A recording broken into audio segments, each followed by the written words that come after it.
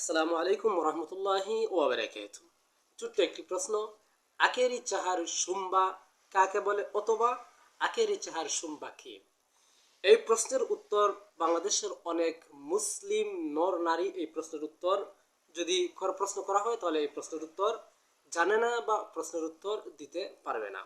সম্মানিত ভিউয়ার্স, আখেরি চাহার সুম্বা নামে বাংলাদেশে অনেক আগে থেকেই একটি সাধারণ ছুটি রয়েছে। এই ছুটিটা আমরা প্রত্যেক বছর আমরা এই ছুটিটা পেয়ে থাকি।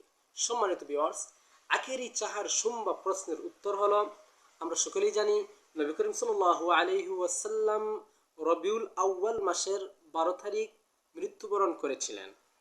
নবী করিম সাল্লাল্লাহু আলাইহি সাল্লামের ওফাতের পূর্বে, অর্থাৎ ওফাতের পূর্বের যেই মাসে ওফাত করেছিলেন, মৃত্যুবরণ করেছিলেন, সেই মাসের পূর্বের মাস হচ্ছে সফর মাস। এই সফর মাসে নবী করিম সাল্লাল্লাহু আলাইহি সাল্লাম দীর্ঘ সময় অসুস্থ ছিলেন। দীর্ঘ সময় অসুস্থ থাকার কারণে নবী করিম সাল্লাল্লাহু আলাইহি ওয়াসাল্লাম সফর মাসের শেষ বুধবারে, অর্থাৎ সফর মাসের শেষ বুধবারে সুস্থতা পেয়েছিলেন। অনেক অসুস্থতা থেকে বুধবারে কিছুটা সুস্থতা বোধ করেছিলেন।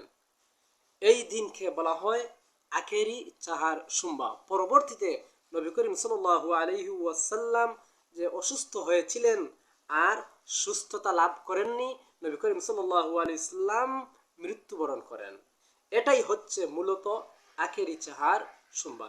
এই দিনে বিশেষ কোনো আমল, বিশেষ কোনো ইবাদত আমার ক্ষুদ্র জ্ঞানে কোনো কিতাবে আমি পাই নাই। যদি কেউ পেয়ে থাকেন আমাকে বলবেন, আমাকে জানাবেন, আমার এই ভিডিওর মধ্যে কমেন্ট করবেন। অনেকে বলে থাকেন এই দিনে আমরা যেন এত রাকাত নামাজ আদায় করি, নফল রোজা রাখি। আসলে এইগুলো সম্পূর্ণ ভিত্তিহীন, এর কোনো সুস্পষ্ট কোনো দলিল প্রমাণ নেই। এই দিনে নবী করিম সাল্লাল্লাহু আলাইহি সাল্লাম অসুস্থতা থেকে সুস্থতা লাভ করেছিলেন, পরে আবার অসুস্থ হয়েছিলেন। বিষয়টা বুঝতে পেরেছেন? সম্মানিত ভিউয়ার্স, সবাই ভালো থাকবেন, সুস্থ থাকবেন এবং এই ভিডিওটি শেয়ার, কমেন্ট করে পাশে থাকবেন। আসসালামু আলাইকুম রহমতুল্লাহি ওয়া বারাকাতুহু।